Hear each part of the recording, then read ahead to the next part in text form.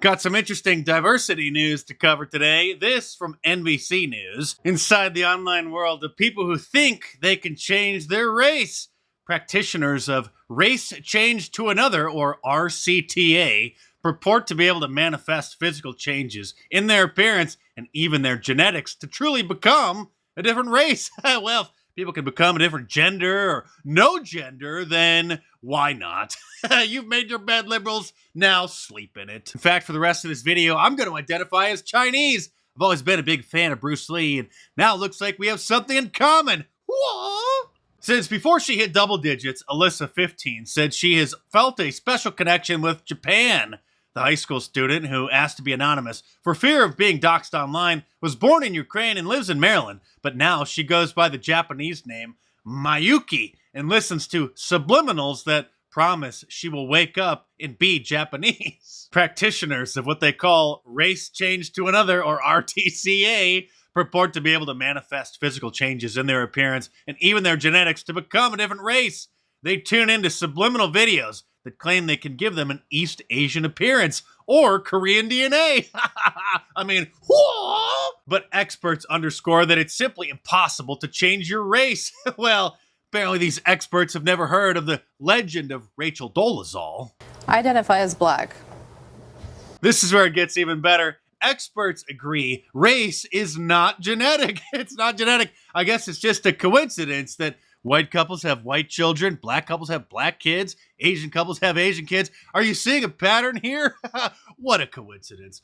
But they contend that even though race is a cultural construct, it's impossible to change your race because of the systemic inequalities inherited to being born into a certain race. Does that make any sense? Of course not. If race is just a cultural construct and not genetic, then why is it that certain diseases are only found in certain races but not others?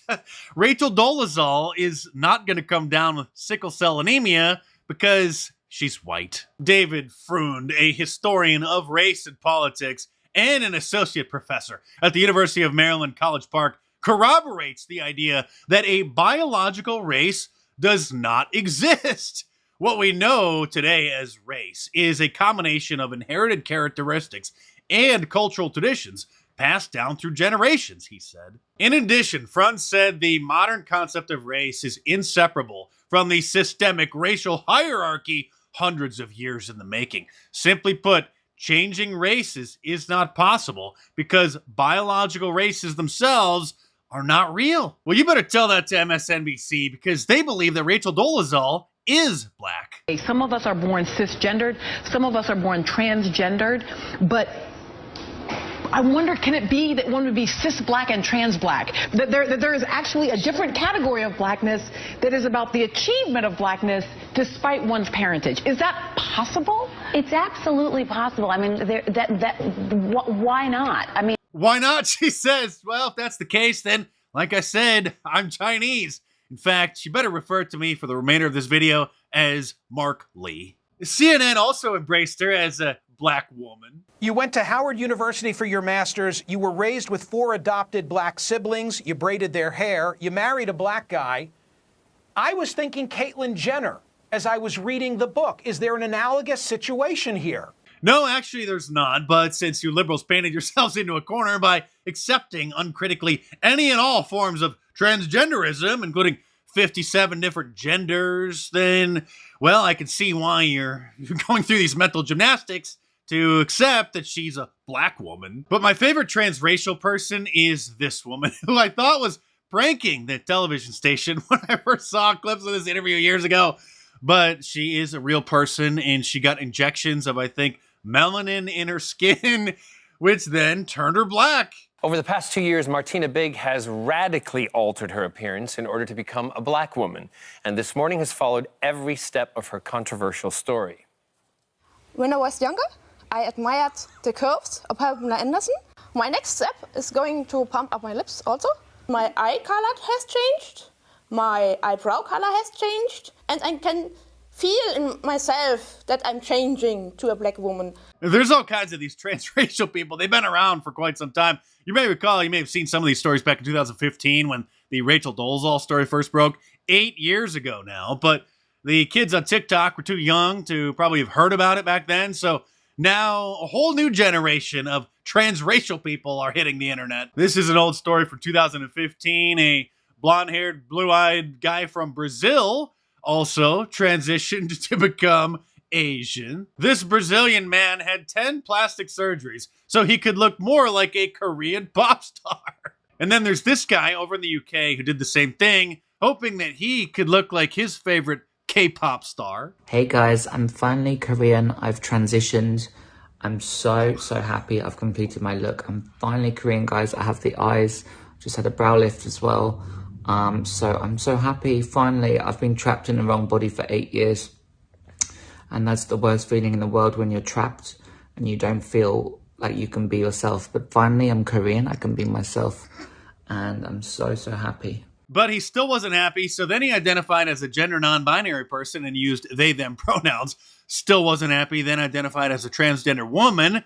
Still obviously wasn't happy. But then a miracle happened. He found Christ, got baptized, which you don't need to do in order to be saved, but it is a great ritual to solidify and reinforce your faith, and is now speaking out against all of the Marxist gender identity insanity, and has a book out called Gender Madness, One Man's Devastating Struggle with Woke Ideology and His Battle to Protect Children. And then there's the guy who identified as black, even though he's Indian, in order to get accepted to medical school because he kept getting denied because his grades weren't all that great. And so he just checked on the box that he was black, and then he shaved his head to try to appear black, and he was accepted. And it turns out that he is also actress Mindy Kaling or someone's brother. And she thought it was a great idea at the time, but then when word got out, what he did, he wrote a book about it.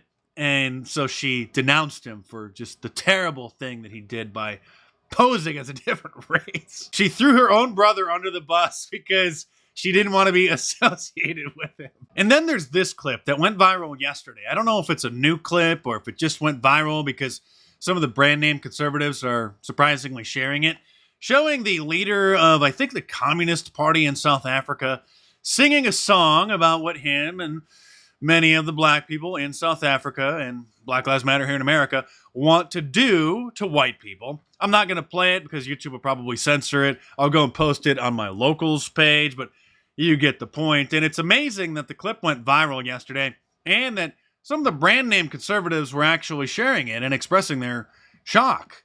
Because, well, like I said, this is old news. He's been doing this for years. But it's getting to that point now where they're starting to feel comfortable that they can denounce anti-whiteism, even though they're not using that term. They can denounce the rising anti-white sentiment in the United States, in South Africa.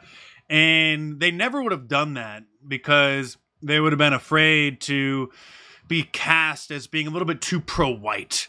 They would have been cast in the light of being a white supremacist, daring to, not want white people to be subjected to, what he wants to happen to them. And Elon Musk, being African himself, growing up, being born and raised in South Africa, denounced it, saying they are openly pushing for the genocide J. You're not even supposed to say that term about white people, otherwise then you're also accused of being a white supremacist. That's a white supremacist code word, they say, just pointing out what he's obviously literally calling to happen to white people. So Elon Musk is calling it out on Twitter, saying that he's obviously calling for the genocide J of white people in South Africa, and then tweeting to, I think, the president of South Africa, saying, why do you say nothing? So things are getting very interesting in terms of, well, white identity politics, basically, which is one of the biggest taboos in the United States and in the entire world, really. And a new poll reveals that high school boys are becoming extremely conservative, which means that they're rebelling against the Marxist ideology that they're being indoctrinated with, because obviously, innately, instinctively, they know that it's a bunch of garbage. Go to my locals page by clicking the link in the description below to see the full video about the anti-white song that's being sung in South Africa and to read my commentary on it. Locals is basically like a private Facebook page. You can subscribe to it over there for exclusive content for $5 a month, and it's a free speech platform, so that's where I post all of the hot clips and all of my commentary that's not allowed, basically, on the big tech platforms. So click the link in the description below and head on over there and check it out.